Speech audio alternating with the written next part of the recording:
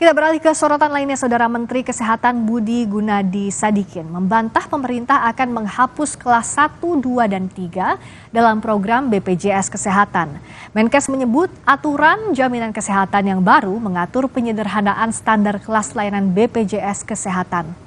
Menkes menyatakan kelas BPJS tidak dihapus, namun standarnya disederhanakan. Budi Gunadi menegaskan pemerintah berupaya meningkatkan kualitas layanan BPJS Kesehatan.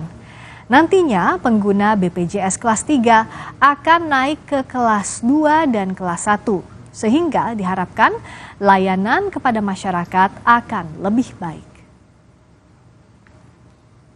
Standarnya disederhanakan dan kualitasnya diangkat. Jadi dulu ada kelas 3, kan sekarang semuanya naik ke kelas 2 dan kelas 1. Jadi diharapkan lebih sederhana dan layanan masyarakat lebih baik. Nanti Permenkesnya sebentar lagi keluar sesudah Bapak Presiden tanda tangan. Kapan Pak tanda tangan? Masuk ke saja belum tanya. Pemerintah telah menekan peraturan Presiden nomor 59 tahun 2024 tentang jaminan kesehatan. Sesuai ketentuan baru ini, BPJS Kesehatan akan menerapkan sistem kelas rawat inap standar atau KRIS di rumah sakit yang bekerja sama dengan BPJS. Di pasal 1 ayat 4B disebutkan kelas rawat inap standar adalah standar minimum pelayanan rawat inap yang diterima peserta BPJS. Ini berbeda dengan ketentuan sebelumnya yang membedakan layanan BPJS Kesehatan menjadi 3 kelas, yaitu kelas 1, 2, dan 3.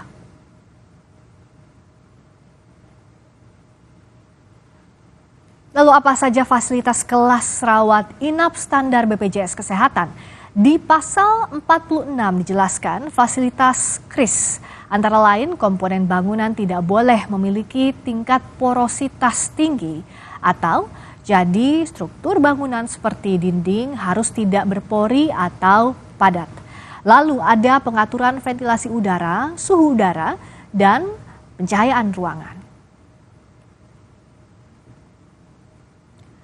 Berikutnya kita lihat kelengkapan di setiap tempat tidur. Ada nakas atau lemari kecil dan 2 kotak kontak serta nurse call. Ruangan perawatan dibagi berdasarkan jenis kelamin anak atau dewasa, serta berdasarkan penyakit infeksi atau non-infeksi. Kepadatan ruang rawat juga diatur, maksimal 4 tempat tidur dan dilengkapi tirai partisi.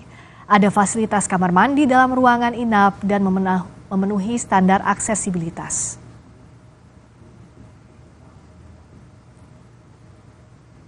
Fasilitas dan layanan kelas rawat inap standar ini, Saudara, dilaksanakan di seluruh rumah sakit yang bekerja sama dengan BPJS paling lambat 30 Juni tahun 2025 mendatang.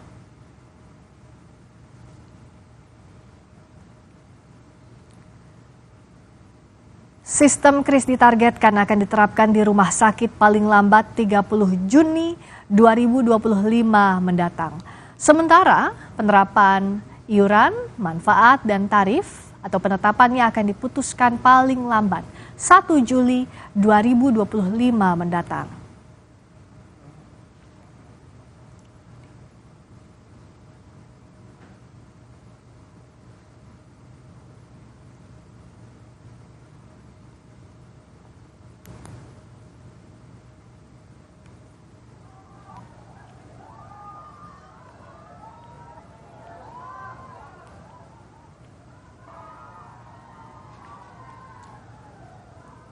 Seperti yang kami sampaikan sebelumnya, sistem KRIS ini ditargetkan akan diterapkan di rumah sakit paling lambat 30 Juni 2025 mendatang. Dan sementara penetapan iuran, baik itu manfaat dan tarif akan diputuskan paling lambat pada 1 Juli 2025 mendatang. Menkes menyatakan kelas BPJS ini tidak dihapus, namun standarnya disederhanakan. Budi Gunadi juga menegaskan bahwa pemerintah berupaya meningkatkan kualitas layanan BPJS Kesehatan dan nantinya pengguna BPJS kelas 3 akan naik ke kelas 2 dan kelas 1 sehingga diharapkan layanan kepada masyarakat akan lebih baik lagi. BPJS akan menerapkan sistem kelas rawat inap standar. Apa yang membuat sistem ini akan lebih baik dalam pelayanan kesehatan dan bagaimana dengan iurannya? Apakah akan naik? Kita akan kupas bersama dengan Direktur Utama BPJS Ali Gufron Mukti. Selamat petang, Pak Ali.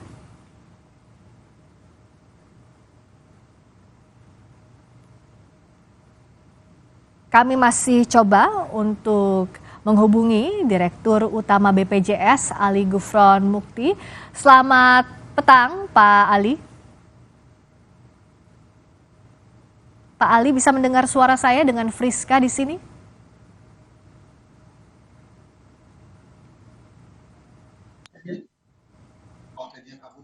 Baik, kami masih coba mengontak Direktur Utama BPJS Ali Gufron karena tentu saja yang ingin diketahui adalah setelah Menteri Kesehatan Budi Gunadi Sadikin membantah pemerintah akan menghapus kelas 1, 2, dan 3 dalam program BPJS Kesehatan, tapi Menkes menyebut ada aturan jaminan kesehatan yang baru mengatur penyederhanaan standar kelas layanan BPJS Kesehatan. Tadi Direktur Utama BPJS Ali Gufron Mukti sudah bersedia untuk berdiskusi di layar Kompas TV, tapi hingga kini kami masih coba untuk menghubungi Direktur Utama BPJS, Pak Ali. Selamat petang, apa sudah bisa mendengar Pak suara Gufron saya? Di sini ya, siap Pak Gufron di sini, siap. Pak Gufron, selamat petang dengan Friska di sini. Selamat petang. Oh Siska ya, selamat petang Mbak Siska. Ya, dengan Friska di sini, Pak Gufron. Jadi Friska, saya ingin mengetahui bagaimana sebenarnya penyesuaian dari yang sebelumnya kelas 1, 2, 3 akan ada sistem kelas rawat inap standar. Itu seperti apa? ya yang jelas itu bahwa begini ya, mengenai nanti manfaatnya seperti apa ya, atau tarifnya ataupun iurannya itu kan menunggu evaluasi ya. Ya, Dievaluasi dulu begitu, dan itu bukan oleh BPJS ya yang mengevaluasi. Nah, yang jelas BPJS itu mengharapkan kalau akses ya pelayanan itu jangan sampai berkurang begitu. Jadi ya. mutunya kita naikkan dengan kriteria kris yang 12 itu ya, kita berharap ya mutunya menjadi meningkat, lebih nyaman. Demikian juga tentu kita bisa harapkan aksesnya juga tidak menurun, jadi tetap gitu atau bahkan meningkat gitu. Kalau untuk tadi unsur how-nya bagaimana nantinya ini kan masih digodok, tapi why-nya. Kenapa sampai akhirnya diputuskan atau ada rencana untuk mengevaluasi dan mengubah sistem dari yang sebelumnya kelas 1, 2, 3 ke kris ini? Apa dasarnya? Pastinya ini ada masukan juga antara para pihak terkait termasuk BPJS, Pak. Ya, itu nanti bisa ditanyakan di Kementerian Kesehatan ya, yang mungkin sebagai regulator bisa lebih pas gitu. Oke, tapi untuk perpresnya saya ingin menegaskan sudah ditandatangani oleh Pak Presiden Jokowi. Iya, tapi Perpres itu tentang apa? Oke. Tentang ini perbaikan jaminan kesehatan. Jadi perbaikan tentang Perpres yang dulu. Dulu tuh kan ada Perpres 82 tahun 2018, ada Perpres 64 tahun 2020 ya. Yang di sini itu masyarakat contohnya kalau daftar bisa memilih paskesnya bagi mereka yang PHK ataupun juga sistem KDK-nya, kemudian kriteria istilahnya kris juga, terus kapan berlakunya kayak gitu ya. Tapi juga tidak ada di situ yang kemudian harus dihapus atau segala macam, itu kan nggak ada. Oke, jadi soal revisi penghapusan seperti apa sistem kris mendatang itu belum diteken dalam Perpres itu begitu ya Pak Dirut ya? Jadi sampai sekarang nanti sampai 30 Juni 2025 ya, saya kira masih tetap sama ya dengan apa yang ada di sini, karena di Perpres sebelumnya itu khusus tentang kelas itu kan sudah ada ya. Tetapi untuk yang katakanlah mereka yang memiliki gaji ya, pendapatan gaji atau kita istilahnya itu peserta penerima upah, itu jelas sudah 1%, pemberi kerjanya 4%, gitu. Yang belum sama itu iurannya ini kan yang peserta bukan penerima upah dan bukan pekerja gitu. Ini kan perpresnya soal perubahan ketiga soal jaminan kesehatan. Ada masa transisi pasti ya Pak ya sampai nanti Juni 2025. Sejauh ini yang sudah digodok sementara antara Kementerian Kesehatan, BPJS dan para pihak terkait seperti apa sampai nanti transisi berlangsung hingga tahun depan? Ya masih uji coba. Jadi beberapa kali kan dengan DPR segala macam itu ya itu baru uji coba lah, nanti berbasis pada hasil evaluasi itu kan nanti akan ditetapkan bagaimana kira-kira paket manfaatnya, tarifnya, iurannya kayak gitu. Ya, tapi untuk peserta BPJS sampai nanti Juni 2025 yang membayar sesuai dengan kelasnya ini masih terus berlangsung seperti itu ya Pak ya sampai nanti ditetapkan. Saya kira masih kemudian. tetap sama sampai detik ini sama ya. Gitu. Sampai nanti ada perubahan berikutnya diumumkan pemerintah. Betul. Begitu ya? Iya. Nah, apa sebenarnya yang akan ditekankan dari KRIS ini? Tadi kan Bapak di awal sudah menyebutkan juga bahwa mutunya akan dinaikkan. Nah, apa sebenarnya perbaikan yang diharapkan, Pak? Iya, tentu lebih, kalau BPJS itu kan ada namanya transformasi mutu ya, ukurannya 3 itu, lebih mudah. Jadi tidak perlu sekarang fotokopi segala macam, pakai KTP aja di mana aja bisa. Ya. Itu satu. Kedua lebih cepat ya, bisa antri dari rumah, dari mana aja kayak gitu ya. Dan non diskriminatif ya, jadi tidak dibeda-bedain kayak gitu. Oke, Bapak saya akan untuk pelayanan medis ya. Oke, untuk pelayanan medis kita akan bahas lebih detail lagi. Bapak mohon izin, tapi kita akan dengarkan terlebih dahulu kumandang adzan maghrib bagi wilayah DKI Jakarta dan sekitarnya. Kami segera kembali sesaat lagi.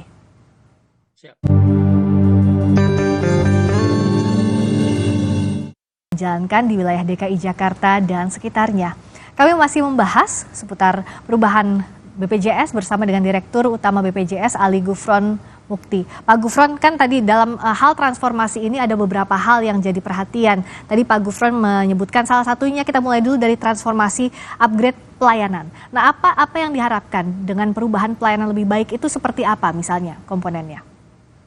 Iya, kalau kita lihat mengenai KRIS itu ya, itu kan bagaimana ada kriteria-kriteria, contohnya ruangannya itu ventilasi udaranya harus bagus, komponen bangunan yang tidak boleh memiliki tingkat porositas yang tinggi, kemudian kelengkapan tempat tidur, nakesnya, kamar mandi di dalam ruangan, kamar mandi memenuhi standar, ada outlet oksigen dan lain sebagainya. Intinya, kalau BPJS ini mengharapkan bahwa mutu layanan itu menjadi lebih bagus gitu untuk masyarakat kita gitu. Betul.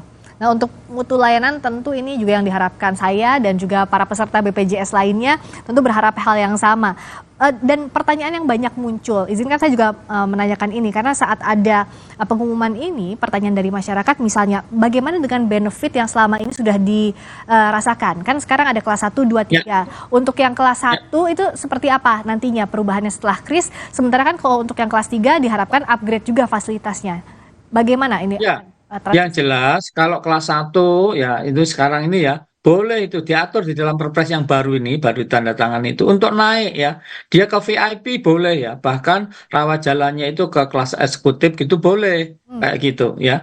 Tapi tidak berlaku untuk yang PBI ataupun yang kelas 3 seperti itu. Itu. Oke, tapi nanti pada saat KRIS ini berlaku akan sesuai juga dengan fasilitas. Kalau saat KRIS berlaku sekali lagi di dalam pasal-pasal yang Perpres 59 ini kan nggak mengatur tentang apa namanya penghapusan atau apa gitu kan nggak. Itu kan media yang banyak di situ ya. Tetapi yang jelas bahwa nanti dievaluasi dulu kira-kira ya setelah kira-kira setahun ya kira-kira nanti Juli 2025 itu, nah lalu seperti apa ya keputusan tentang paket manfaatnya, tentang tarifnya, tentang iurannya kayak gitu. Ya, karena bicara soal BPJS ini juga kan pesertanya dari Sabang sampai Merauke. Selama masa transisi, apakah ada daerah-daerah yang jadi prioritas dulu, misalnya kota-kota besar dulu, ibu kota atau seperti apa Pak Gufron? Ya, yang jelas itu kalau sekarang ini BPJS kan berupaya untuk meningkatkan mutu ya. Itu kita tidak bahwa katakanlah di Papua dulu, di NTT dulu, enggak ya. Kita sekarang ini memberikan pelayanan sebaik-baiknya dimanapun ya. Bahkan di daerah-daerah yang katakanlah belum memenuhi syarat fasilitas pelayanan kesehatannya itu, kita kemudian berikan semacam kompensasi begitu. Bahkan kami itu sekarang membayar ya, contoh di NTT itu kalau ada Ya. kapal terapung, rumah sakit terapung, nggak gitu, yang ke pulau-pulau kecil itu boleh diklaimkan ke BPJS gitu. Oke. Nah, dengan berlakunya Perpres baru, apakah sudah diatur juga soal sistem rujukan berjenjang ataupun nanti saat menuju kris ini berlaku? Karena kan sejauh ini yang masih terdapat kendala di lapangan adalah sistem rujukan berjenjangnya seperti apa, yang masih memakan waktu lama saat antreannya, Pak Gufron. Ya kalau antrian tuh gampang sekali menurut saya, kan tinggal diperbanyak tempatnya, kemudian perilaku masyarakat ditingkatkan dengan katakanlah antri dari rumah pakai digital ya, mobile, JKN kayak gitu ya. Jadi bisa lebih bagus lagi gitu dan harus dicadarkan kepada masyarakat kalau penting itu satu tentu menjaga keaktifannya, dua menjaga kesehatannya, jangan sampai jatuh sakit gitu loh. Ya. Kalau jatuh sakit emergensi boleh kemana aja gitu. Dan jika jatuh sakit, sistem yang disiapkan pemerintah ini akan dievaluasi, semoga lebih baik lagi ke depannya dengan kris saat berlaku tahun depan. Pak Gufron, terima kasih sekali lagi waktunya. Ali Gufron Mukti, Direktur Utama BPJS. Selamat malam Pak Gufron. Selamat malam. Berikutnya saudara, kami akan menyoroti soal sidang lanjutan kasus korupsi mantan Mentan. Dalam sidang terungkap, staf Sus Syahrul Yassin Limpo minta iuran sembako 1,95 miliar dari Kementan ke Partai Nasdem. Sesaat lagi.